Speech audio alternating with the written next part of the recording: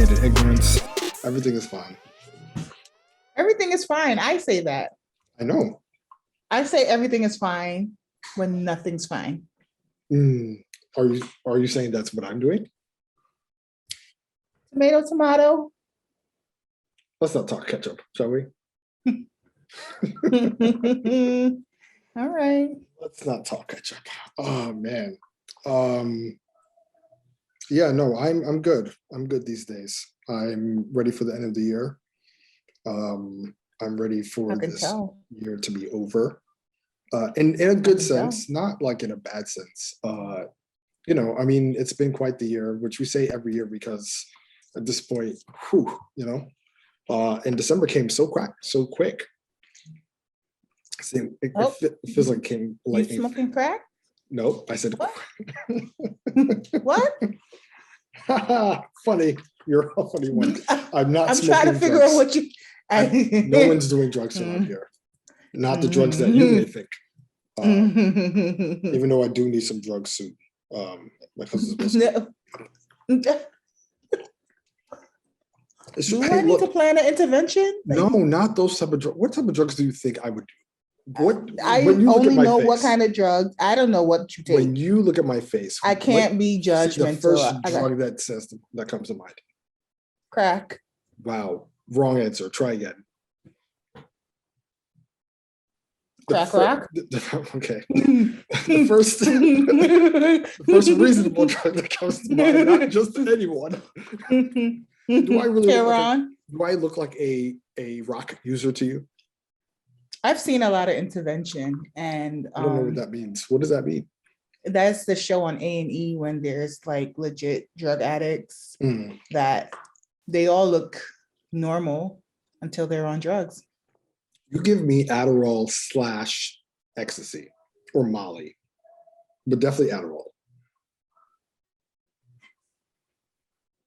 That's supposed to be, I don't know, a compliment or just an observation, but when I look at you, you scream. I take it as neither. I couldn't even be the gateway weed, but it's cool. Gateway weed? What? Gateway drug is weed. Marijuana. According to who? Parents. Wow. See, they grew up with the whole reefer madness and the paranoia that weed makes you walk off of buildings and you know, hurt yourself. That's not a thing. If anything, it'll just make you negligent and really lazy. And unless it's laced with crack. You are a little too obsessed with crack for me. You're a little too obsessed that I don't know why. No more Snowfall for you. No one of these other shows because it is flying too loosely off of your tongue, and I don't like it. I don't like it. You've never even been around crack, so you shouldn't even be talking about it. Okay? I'll let that be a lesson to everyone else out there. You opened the floodgates by asking me what kind of drugs do I think that you look like you take. And the number one answer. That's the first thing that came to mind. Well, what about your friends, Wowzer? Oh, we're friends? Okay, now we're starting the show. All right. Yay. Hey, everyone. Welcome to another episode of Sophisticated Ignorance. I am Dixon J. And the one open mouth cackling is Rovi. It's a silent cackle. My mouth was laughing with clenched teeth. Hi, it's your girl Rovi. I'm here just trying to find some composure. Aren't we all? Trying to not imagine my friend being a crackhead. I also would not like to imagine myself in that state of being because, wow, doing crack successfully in the year 2021 is a sad way to go. I feel like crack is like so played out though. There's so many cooler drugs, other cooler synthetic drugs because people like fake drugs more so than actual drugs. But now. is fake drugs like fake? Like, is it like faux leather? It's different. Yeah. Like, because you can't treat fake drugs like faux leather or like a faux, fabric, where it's like, yeah, this is not designer drugs. It's just the fake stuff that people get on the low or cheap. I mean, I don't know anything about drugs personally, but I know people like better, higher potency, better quality type of drugs. And, you know, those are the real like users. Users. Okay. Right. Gotcha. Yes. None like you. You wouldn't be considered. I don't do drugs. Okay. What? Okay. What's with the okay? I don't do drugs. All right. Dare. You got it. Man, sir. Okay, Dare Tiger, you don't do drugs. Fantastic. Dear Tiger. Ooh. All right. I feel like you woke up and chose violence yet again today. No, this episode is sponsored by Uncle Nearest Whiskey, a Black-owned whiskey, by the way. So, actually, yes, a Black woman owns this whiskey. So, yes, shout outs to them. Okay, you lit. I didn't say that. All right. The holidays are around the corner, so I'm just trying to support. You know what I mean? All right. Have you gone holiday shopping? I'm doing it currently. I'm in the current midst of holiday shopping. Do you want my wish list? Do I wish to have your wish list? Do you want my wish list? I think we should leave that up to the imagination. How about that? Oh, okay. Mm-hmm, cool. Mm-hmm. The presence or the purpose of a wish list is that it's things that you wish for, right? If I were to have the wish list, then it's not much of a wish, is it? Yeah, but you know what it is though? A lot of people just put up their wish lists, even on their like personal IG accounts, and they put their wish list up for the year of whatever they want, their Amazon wish list. So people can see what to buy them instead of just buying them corny gifts. I think that's a cool idea. I don't think you should be apprehensive to it. I think you should be open-minded and, you know, inquire about what people actually want for Christmas. Gotcha. Heard you loud and clear. 4K. Good. All right. That's good. I will take your note under advisement. That sounds very vague. Is it though? Okay. All right. All right. Moving on. Speaking of drugs from earlier, we're going to talk about Molly's and Jamal's as in interracial relationships. You see how they're with the Molly and the white people. We were doing so well. We were. We were doing so well. Past tense. Emphasis on tense. Anyway.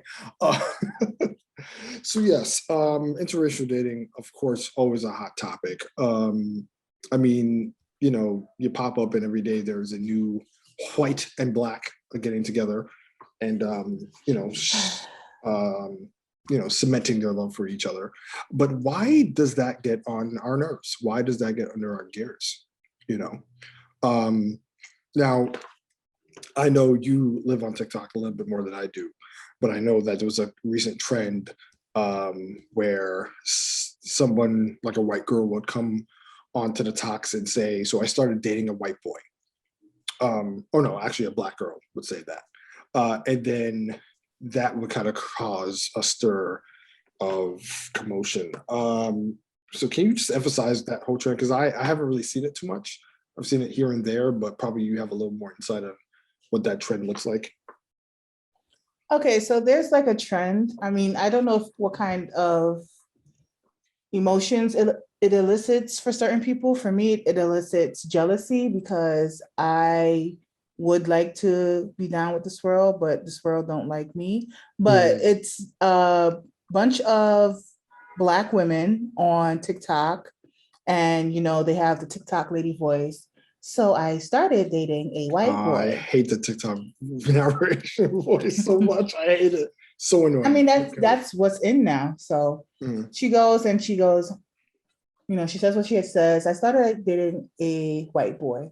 And, you know, you see a Black girl at first by herself, and then you'll see random pictures accompanied with like music, with her holding hands with her new white boyfriend, kissing them, going on dates, getting flowers, chilling in bed together, maybe doing a vacation, you know, and it's not just one girl, it's a multitude of girls. And, you know, me, I always go in the comment sections and there's either someone who's really supportive or someone like me who's really jealous, or there's just a hater. What? I'm jealous because I want that too. I want to post me and my white chocolate prince. But you're not down with the swirl, so how can you? Who told you that? You literally just said that moments ago. I said I am down with the swirl. I'm jealous because I am down with the swirl. I thought you said you were not down with the swirl. No, I am down with the swirl. Okay, so you like your little vanilla bean. I mean, I like to try it. I don't know if it changes because when I was younger, I really loved chocolate ice cream. And now I really like vanilla ice cream. And I'm not sure if that can translate into my dating life. Gotcha. But, you know, we'll see. But again, back to the comment sections. There'll be individuals in the comment sections talking, oh, I see what you did there. You had to wear your hair a certain way for you to get this guy. Or you have to have certain tattoos to get this white guy. Or you have to have a certain shape to get this guy. And there are a lot of people who are just spitting their opinions out with no type of remorse on these girls' TikToks. There's some of them, it's like, oh my God, so happy to see you guys together. You guys look cute. And I was like, wow, how is this a trend now? Because before the trend was Black men, white women, but now it's really amping up. Black women and white men are dating. So, you know, I'm just waiting for the chance that I can get to date outside of my race and understand someone else's culture. I haven't been approached. I told you I'm on every dating app known to man. The next best thing I get from white men. This is why I'm kind of reluctant to interracial dating because all I get is, hey, nice tits. Yes, the whites do like tits. It's the tits for me because I always call them boobs. It's the tits for me. It's a whole nother vernacular that I'll have to learn. I'll have to, you know, change up certain things I say, like, you know what I mean? I feel like it takes a good, open-minded person from two different races to completely embrace each other when they're going into a relationship. You know? Yeah. Would you date outside your race? Or have you? Date, no. Engage with, yes. And this is all thanks to college. What does engage with mean for you? Engage with means either, you know, just sexual activity or just befriend. Oh, you had sex with a white girl. Okay, let's not say that too loud. Shall we? There could be people listening. Isn't that the point? I know. Let's not say that too loud. No, I have had intercourse with white women. Wow. Never now dated. You have to share. You have to share. Why do I have to share? Your experience. How was that? How did you guys like talk, get together? How did you get to that place? You clearly had to have numerous conversations or not, just hooked up. DTF. Gotcha. Well, you know what it is. You know what it is. With college, you are exposed to multiple people. So as a result, you know, you get to know different types of people. Now for me, you know, going to school upstate was my first time being around a majority of a white population. So as a result, I'm saying that a lot because I'm, you know, rambling. But the point is, I met there was this one white girl who I met in like the dining. She worked for the dining, I guess, services. And she wasn't a student on campus. And then we just started talking. And all of a sudden we started messing around. And I mean, I had really no business dealing with this young lady because at the end of the day, like, as I said, I was there, she was there, but it happened. And I was not really interested in dating her at that time. I was involved with a lot of other mess. But the whole point is, I mean, The interesting thing about her was that she had a lot of Black friends. I don't know, upstate, when you go upstate, well, for those who are familiar with upstate New York, depending on the pockets you are, there are a lot of different populations of white people that feel like their proximity to Blackness gives them a key to be that way. You know what I mean? It's giving Bad Barbie. So I feel like she was kind of under that category before Bad Barbie was a person. And yeah, that was a weird time. So, and then there was this other random white chick that I'm hooked up with like senior year, but that was just literally out the blue. Wow, yeah. You doing a lot of random hookups. Well, college. That's college for you. I went to college. And? I was great. I was a virgin. It's the chuckle for me. All right. Wow. Anyway, well, I didn't get to experience that college experience. Like I said, I don't know if there's like a complex. I think my friends and I talk about this all the time. It's that white men, I don't know if they just like to embody the overall Blackness of a woman. So it's either a woman who's really ethnic and Afrocentric and very tied towards her African roots, or it's someone who's very mixed or light skin that's closer to their, skin complexion, their type of,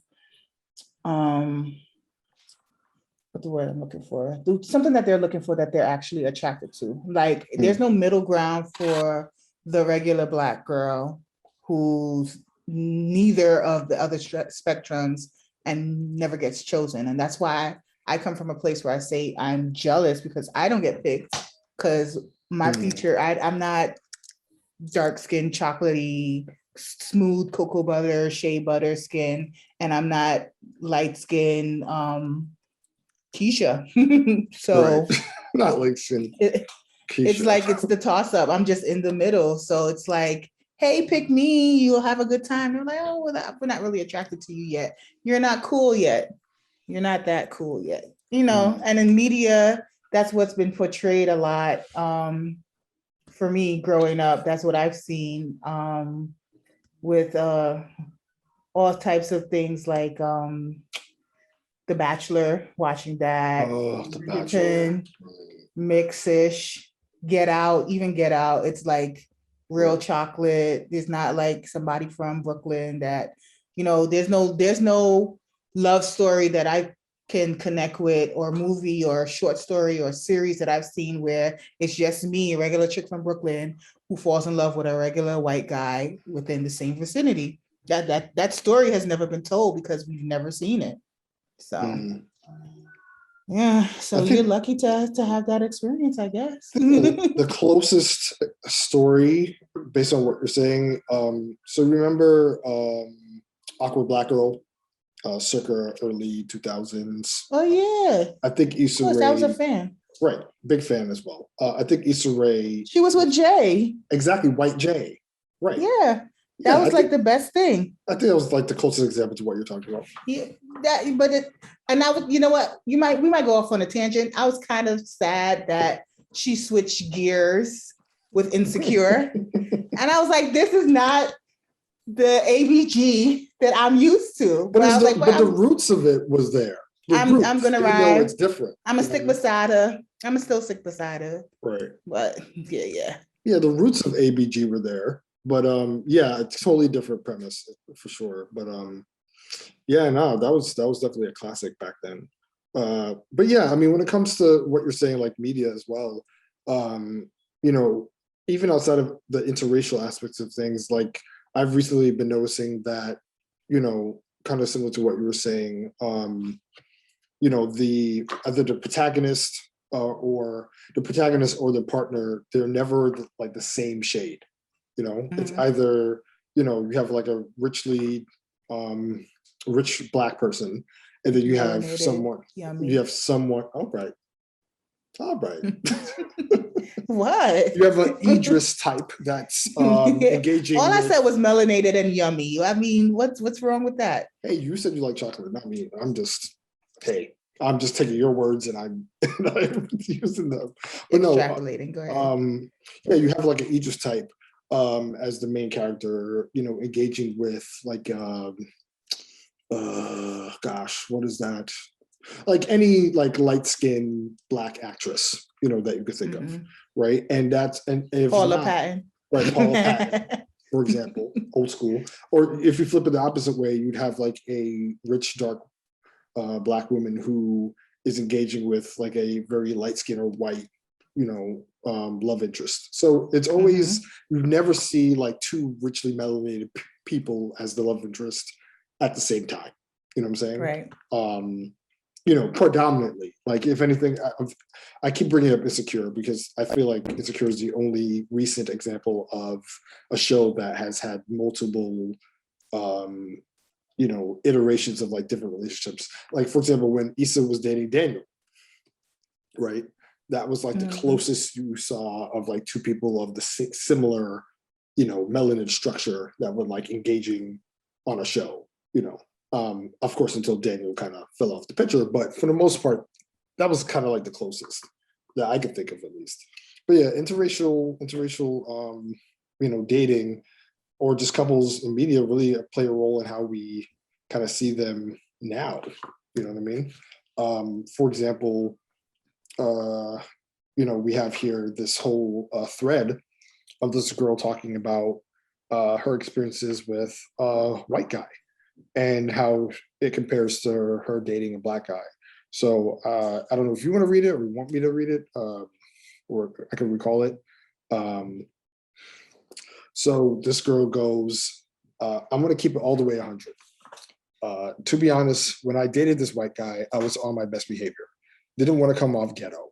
Didn't want to seem uneducated or loud. So in a sense, I kind of submitted. Yikes. And then she says, now when I'm with a Black man, I could curse him out because we both know the struggle and I'm already assuming I know his behavior. Before anyone attacked me, I was so wrong for this. The things I did for the white guy, I should have for my Black man, honestly. So what are your thoughts on that? I think she should have been her authentic self. She still would have been with this white guy. Why is it that she had to think that she seemed ghetto with a white guy that may have tried to pursue her? You know what I mean? And that's a stigma that we always try to shake, even, just everyday, day-to-day life. We have to put on our like corporate face and code switch. Well, yeah, we code switch. No, but you shouldn't code switch in a relationship. At work, I could understand. Work, I mean, you shouldn't do it there, blah, blah, blah. Keeping it real goes wrong, yada, yada, yada. But I understand it because, it's a whole different environment. But when you're supposed to be in your safe space with the partner that you're with, or you're trying to build a relationship with, you shouldn't have to code switch. I would think that would be like a good teaching moment, to show this is where I came from. This is what I go through. If you see I act a certain way, it's because of what I've gone through, not because of my skin. You know what I mean? Right. And the thing is, like, it's funny enough, like she talks about how she behaves differently with each partner. But, you mentioned it earlier, having that safe space, right, is very important. And in this case, when she was dating this white guy, there seems to be a part of her that did not feel safe. So she felt like she had to protect herself by acting appropriate or quote unquote submissive, to his, I guess, preference or whatever however he perceived her. Right. And we don't know how he perceived her, but she was acting or projecting that notion of like, I have to act a certain way because of this white guy. I don't want him to see me as ghetto and stuff like that. She projected all of those stereotypes onto herself. So she had to act all, behaved and proper. And then when it came to the Black dude, she was like, yo, I'm just going to be my hood ass self because end of the day, which really was an alarming statement. We both know the struggle. I don't know what does that even mean? Why? And they could have two different struggles. What if Mans wasn't struggling? Mans could have been in a very upper echelon class, had private tutoring, went to boarding school, came back, went to college, y'all met up, and you don't have any idea of his upbringing, and he could probably be judgmental as fuck to you, and you're cursing him out, and he'll probably be like, oh, you're ghetto. Because they're Black people who no, seriously. Right. They're Black people, skin folk, right. So you can't say that. You like, again, in a relationship, there should be, both of you guys should supposed to talk about what, your goals and your values and what you want out of the relationship, but it should be a safe place, for you to be yourself, because it's going to be so hard to put up that front and that facade for so long with somebody that you are trying to be close with and intimate with and build a relationship with and show your vulnerability. It's going to be hard. You're going to break down and curse them out, and then they'll be like, oh my God, is this really you? Right. Yeah. And it's like this other example that I found out recently about this young lady who was code switching in her relationship with a white guy. So same premise, Black girl, white guy. And, this article says, when dating interracially, some Black people say that code switching is a way to, it comes off as second nature. And this young lady, Remy, it says here, she started dating this guy, Ben, who's white. She was hesitant to wear her hair in its natural state. As a Black woman, she was uncertain of how he would respond to her tightly coiled strands. On their first date, she wore box braids and concealed her fro. And then it took like a while after for her to like kind of, like a quote unquote, let her hair down. She says that she also wore her Birkenstocks to their first date, which I never wear on a first date with a non-white man. So just like the fact that this Black chick has Birkenstocks is wild in itself. Wowzer. They're comfortable. Are they? Have you worn them before? Not me. I have a pair. I threw them away though. They were goners. Well, but they were comfortable. My big ass feet can't fit no Birkenstocks. Yes, they can. Size 13, 14. These Jesus sandals, you sure? I'm just saying.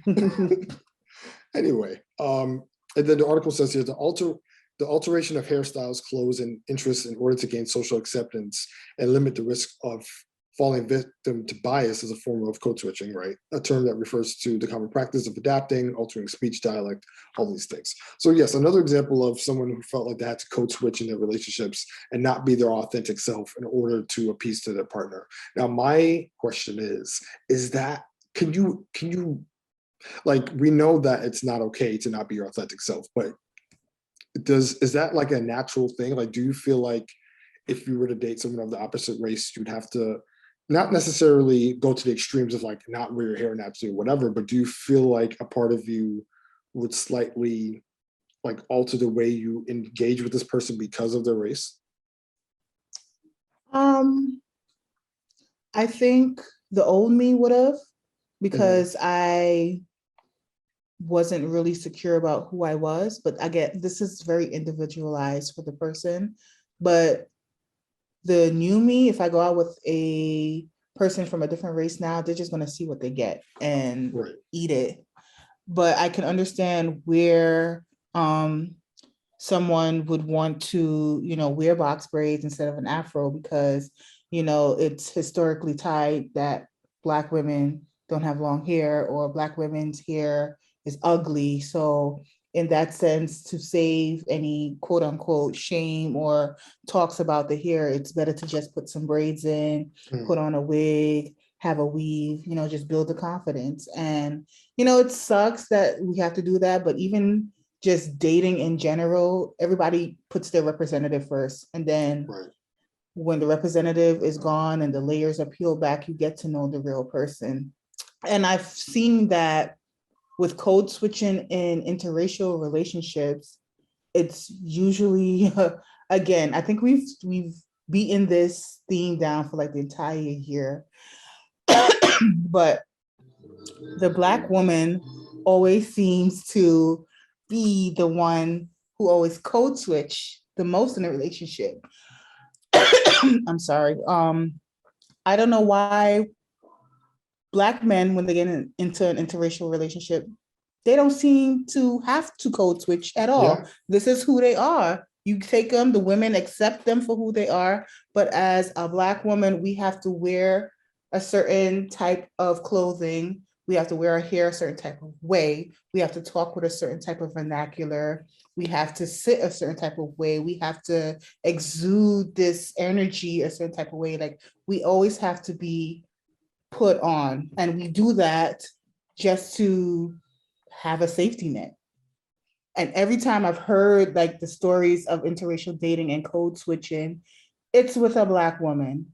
Now, Black men don't have to do that. And I don't understand why is that? Why can't a Black woman feel comfortable in the skin that she's in and just be her authentic self and just go out and date without being, having that fear of being judged?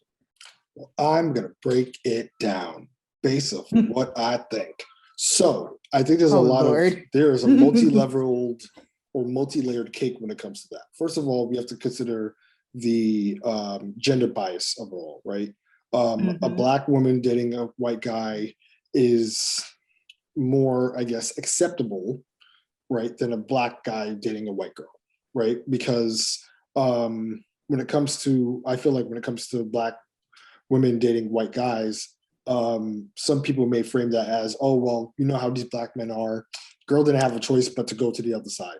You know what I mean? But when it comes to Black men choosing to date white women, now it's like, oh, you know what I mean? Like, this Black guy couldn't find a proper Black woman when we're all out here, and he decided to race trait and go with a white girl, right? Now, I feel like those two different gender biases, or just those, the parallels of those things, is the reasons why we don't really see the other side of Black men and how they have to kind of like switch and cater. It's because it's all the way of how these things are perceived. Also, we have to talk about fetishizing, right? Now, fetishizing plays a role because when it comes to Black men and white women, it's a trope, or in most cases, the white girl is fetishizing the Black guy, which means that they're going to accept them however they are, because that's exactly what they're looking for. What they want. They're looking for the roughneck, rough rider, roof DMX style, RIP, type Black guy, you know what I mean? That will, that's the vision of the Black guy that they want, right? But in the opposite, white guys usually see Black women, as I said, stereotype, but in some cases, white men usually see Black women as exotic, as, special and unique. So they would be more prone to, put them on a higher pedestal, right? And treat them as they should be treated. And that's a level of fetishizing too, but it's just two different. One is a little bit more harmful than the other. If that makes sense. Or if anything, now if the Black girl is insecure in herself and feels like she has to code switch for this white guy wins two times, because now it's like, I get this Black chick, whatever, but I also have someone who's not ghetto or not whatever. And now she caters to, my perception of what a real partner should be. A woman, yeah. Vice versa. If, with the Black girl and with the Black guy and the white girl, if white girl starts acting like fucking, I don't know, ghetto Barbie, Black guy wins because it's like, yo, I basically got a Black chick in a white girl's body. Boom. You know what I'm saying? And if the Black dude starts acting, or is his authentic self, we should say, instead of like ghetto, because that's kind of stereotypical. But if the Black guy is his authentic self, however that is, white girl's going to accept him because it's like, yo, that's exactly what I'm looking for. Fetish, boom, complete. So you see how the dynamics of these things kind of are different depending on the orientation of the couple. Yep. Yeah, and I feel like that's really those things playing a role in these type of relationships. Well, it seems like Black men always come out with the upper hand. I don't know if you've watched social media, but of course, there was a Black man just, dragging us through the mud again. But too short. He made some comments about his love for mixed and biracial people. A Black man. The whole racial thing has never been a factor. I hate when people say that. I don't see race. Race is nothing to me. It's everything. But that's a whole nother topic. Anyway, Mr. Short, I have exactly what he said. He said mixed heritage women, heritage, okay? He didn't say skin. Mixed heritage women have always been my favorite. I don't think I've ever fallen in love with a woman that wasn't mixed. And the Bay did that to me. I feel that way about life too. Like biracial babies are, you can take the two ugliest motherfucking people from different races and they fuck and make a baby, and that baby would just be beautiful. It happens all the time, but it's true. You'll be like, I know y'all didn't make that baby. You can see it. End quote. So Mr. Blow the Whistle said that. What are your thoughts on that statement? What aren't my thoughts? There's just so much happening. And it's people like him that would date. That's a wild statement. That doesn't make any sense. But there's some people who believe that. You know that, right? There's some people who believe that. I mean, I'm even gonna go and dig roots into like our own colorism and Caribbean background, that everybody wanted to have a baby with somebody who was either lighter or had better hair. So they would go out and have sex with them so they can have better offsprings. Like he's saying, he's like, the two ugliest, whitest motherfuckers, or the two ugliest, whatever, mixed motherfuckers, these are his words, not mine, people, can come together and create a child, and that child will be beautiful regardless of whatever. And I'm like, that's not how biology works. It's not. Absolutely not. I've seen a lot of not attractive biracial children. And that's not me throwing shade at children. It's just, But that stems from a lot, because he is from an older generation and he has those values. And I'm sure whatever children he has, he's probably instilled those same values with his children as well too. So that just continues that cycle of them wanting to get. You know what bothers me? This mixed heritage, because he's not. That phrase, I don't like it. Yeah, because I don't think he understands the meaning of heritage. You know what I mean? Right. He doesn't. No. Like heritage, it reminds me of like some kind of culture, some kind of like traditional value, something that is instilled within your family, within your circle, within your community. That's what I'm thinking about heritage. I think he's just trying to throw that word out there, but he needs to really own up to it and say, hey, people with mixed skinned or light skinned or Latina or Afro-Latin, those are the type of women that I like and I would want to procreate with. It's okay to have a preference, but don't try to degrade Black people in the same breath.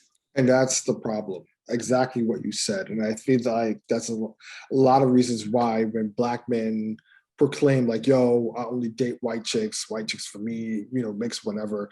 And the problem is that, yes, you are entitled to have a preference as long as you're not bringing down another race or another group of people. And sadly, that's what Black women have to go through all the time, as you said. So, him going... Even currently. Yeah. Not even all the time, even currently. Yeah. There's a TikTok going on right now as we speak. There's this boy, I'm not even gonna call him a man, this boy, and the white TikTok voice. Just because I'm Black, you think I like Black girls? And then he goes and he shakes his head no. And of course, he's getting blazed in the comments. As you should. Like, why? First of all, there's so many avenues. Why don't you just even say that in the draft? For you to go, write it out, put the TikTok lady to dictate your actual words, make a TikTok, add a song to it, and then post it and think you weren't going to get backlash. He has to be doing it for likes.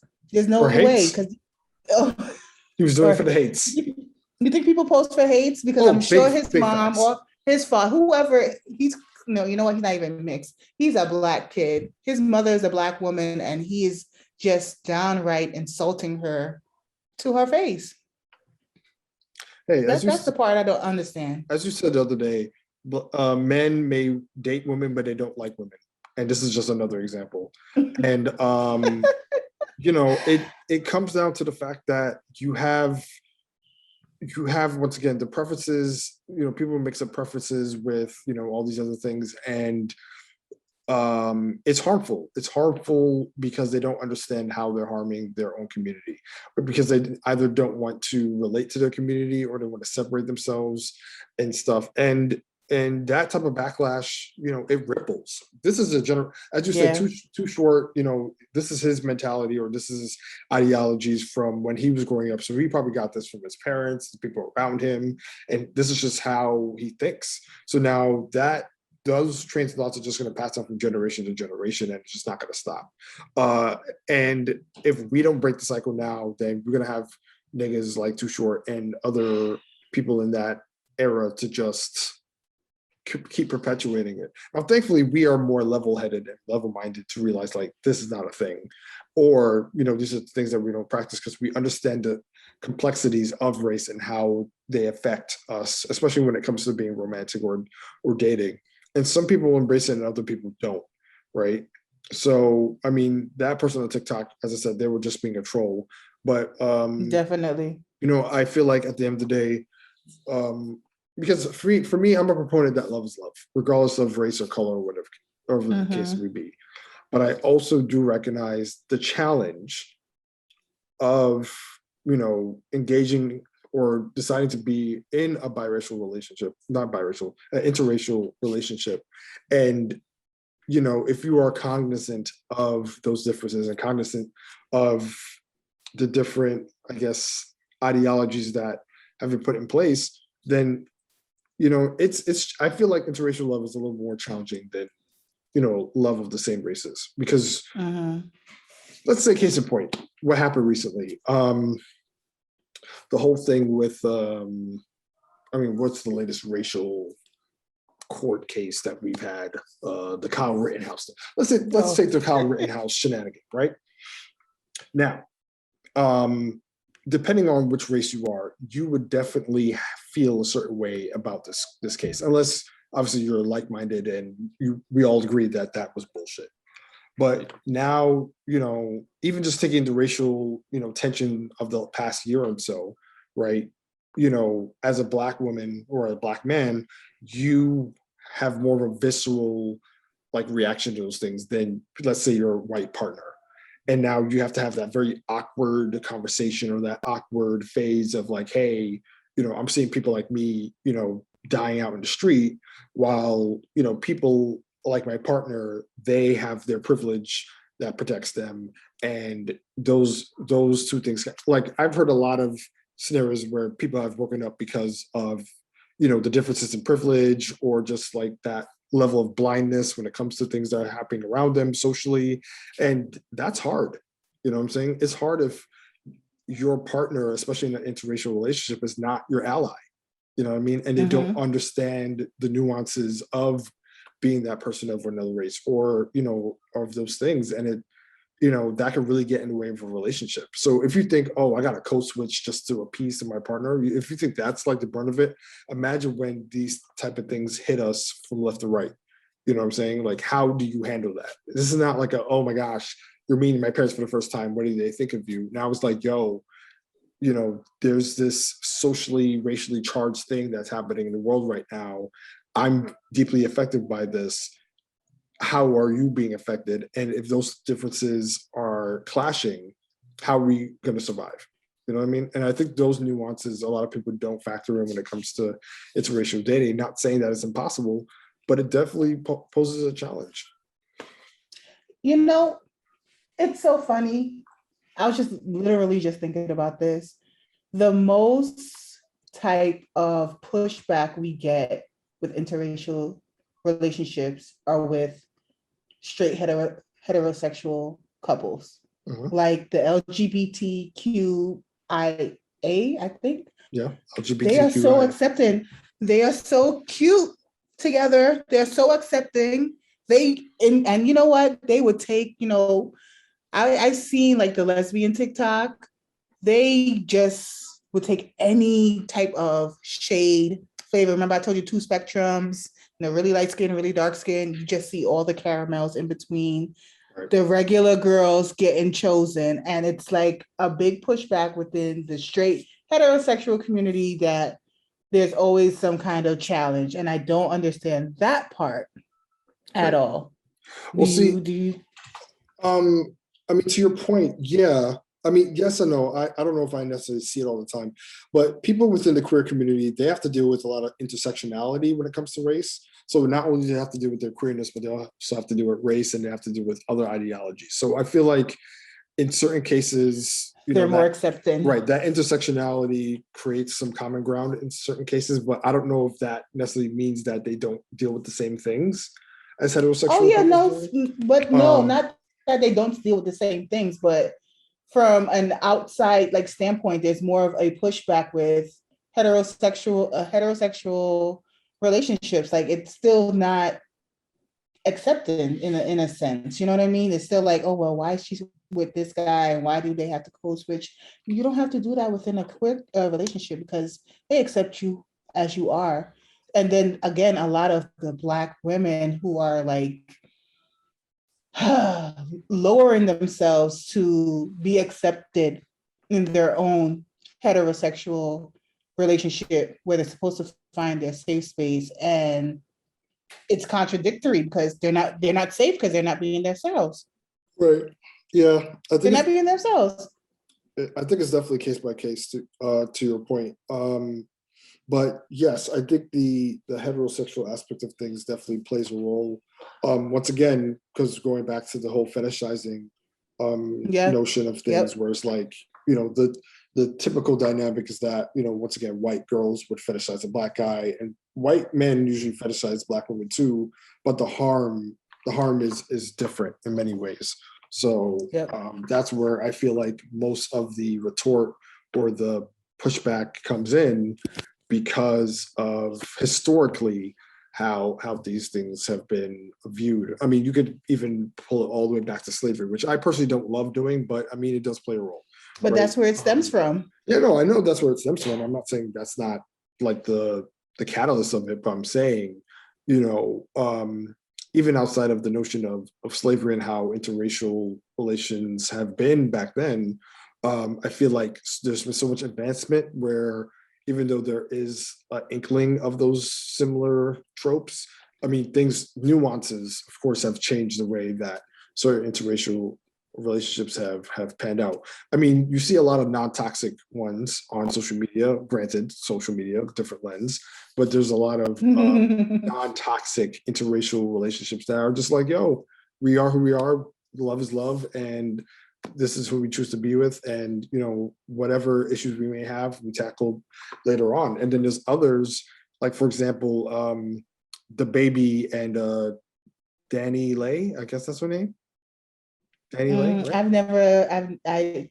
I know what she looks like, but I don't know how to pronounce her name. I don't follow the bastard and his shenanigans really, but that was a recent story where he was like not claiming her, and allegedly that's her baby, like they had a child together, and people the issue with her, she was going around, and this is again Black women tearing Black women down, saying that he likes her light-skinned light-skinnedness, basically. Well, according to him, he likes yellow bones, quote unquote, yellowed bones. That's what he said.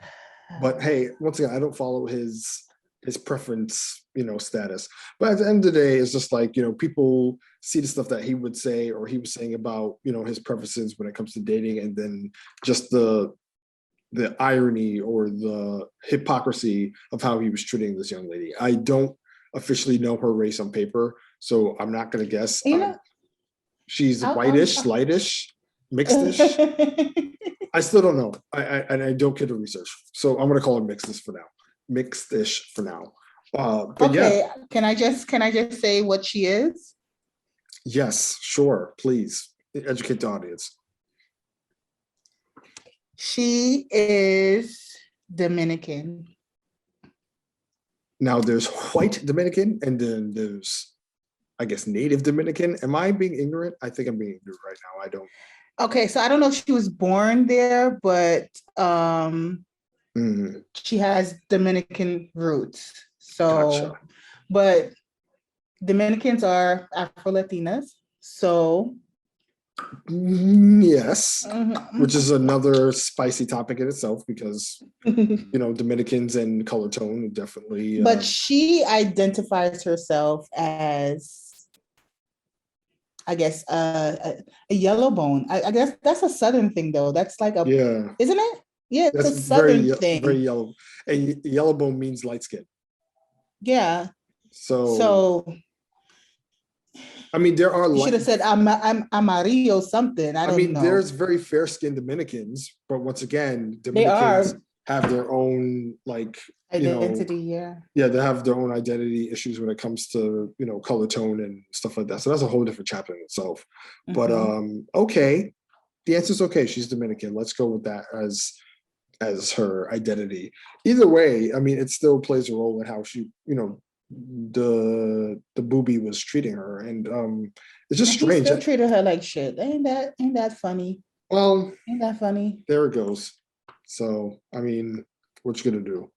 But all of that to say, just to wrap things up, for you, when it comes to interracial dating and just the way that it's viewed now and treated, do you feel that at the end of the day, interracial love is love, or do you feel like it's a form of, I guess, I don't want to say settling, but do you feel like it takes too much work for it to be authentic? You know what I mean? I don't think it should take too much work for it to be authentic. I think it, again, very individualized, and it depends on the people getting there together and what they want from each other. You know what I mean? They want a relationship, the relationship should be the goal. They should tend to learn each other. And as they get to integrate more, they can explore each other's culture, food, visit the islands that they're from, explore different types of traditions that they do with their families, then that's when it becomes more intermingled together. You know what I mean? But if you're going into an interracial relationship to make it like a science project, then that's not the relationship for you. You know what I mean? Not at all. Yeah, you're absolutely right. And I hope that there's people out there not just dating someone outside their race just because they want to make their parents mad. Because it's cool. Oh yeah, that's trending. Right. I need a white guy because it's trending. I'm gonna piss off my mom. And he's cute, and it's somebody that you genuinely like, and you want to know. Hey, go for it. Let it happen organically. You don't have to force yourself and say, I need to learn how to bake Wiener Schnitzels. No. If it happens, you're there at Thanksgiving. Mom's like, hey, come roll this dough with me. Guess what? You learned a Danish tradition or something like that. I don't know. You know what I mean? Don't let the Dr. Umarians hear you say that, because they would strongly disagree. Well, what it said, there's plenty of fish in the sea and whatever floats your boat. Well, as long as you are sinking or swimming, or as long as you're swimming, not sinking. Audience, find whoever you want to find your person, find whoever you need to love and can love you with kindness, respect, communication, and be there for you and give you some undivided attention. Then that's your person, whatever skin color that they are. You will grow with them and learn with them. And I love that fact that when you're in a relationship, two people can grow together throughout times and learn each other and have a good balance off of each other. That's when it becomes authentic. And that, ladies and gentlemen, and everyone in between, is a word. And we will just leave it at that. So yes, that's about it for our topic today. If you are in an interracial relationship, Godspeed, God bless, thoughts and prayers. You know what I mean? I want to be. T's and P's. I mean, hey, go for it. Why not? There's plenty of white. They don't like me. Listen, you know how many times I've been swiping right on all the nice Asian looking guys, the white men, the Indian men, all of them. They're not interested in me, like I said, but one day somebody's gonna fall in. I'm gonna just have to do a thirst trap pit. Fall in? That's what you want? You want it to fall in? Yes. All right, you got it. Why not? Why not indeed? People fall in love all the time. I don't like how you take my words and twist them. I'm here to support you. And that's the answer. Okay. All right. Okay. So interracial bay out there, please fall into Roby because you would not regret it. I swear, I can. I know. I promise. I'm not gonna do this shit no more. Promise. Can't stand you. Ooh, oh man. So yes, where can they find us, Rove? Where can they find us on the podcast? You can find us on IG, Twitter. Are we on? We are on TikTok. TikTok. We are on TikTok. Yes, we are. Wow. Yes. Yes, we are. SI Podcast as our tag. Please send us emails. sophig podcast at gmail.com. That is correct. You can listen to us. All right, Peanut Gallery. You gonna let me you got it. Outro? You got it. All right, so sorry, you got it. You gotta simmer down. I'm your hype man. I'm just like, yeah, yo. Code switch to the silent man. So please listen to us on Apple, Spotify, SoundCloud. We're trying to get on Pandora, but yeah, and send us questions again at the email address, and we'll answer as best as I can, and we'll live it up for you guys, and pray that I do find my white chocolate. Yes. All right, you heard it here first. That is an official... I don't think they heard it here first. I think I've said it many times before, but on the show or just in general? Life. All right. Well, hopefully some white bae out there's, or hopefully some white J's out there listening, and they slide into. Actually, no, I don't want to be in a relationship right now. Right. Okay. So just scratch everything that was just said in the last couple seconds. All right. So yes, make sure to follow me, Rovi, respectfully. Do not slide into anyone's DMs because at this point, no one's interested. I'm taken and Rovi's over it. So yeah. And I feel like a part of me just revealed myself. That's exactly what my brain is. I want you, then I don't want you, then I want you again. Come here, but no, thank you. Yes, you get it. Come hither, but 6 feet. Thank you so much. All right. You get me. Yeah, right. I like that rule. Yep. We're here. And we are creeping up to episode 200. So if you have any special questions for us, like an Ask Me Anything style, please send us questions that we can answer on the show or in that episode, and that'll be dope. And yeah, it's going to be a celebration. Episode 200. That's a big feat. So stay tuned. And yeah, we'll be back next time. All righty. Toodles. Later, y'all. Say goodbye, Ruby. Bye.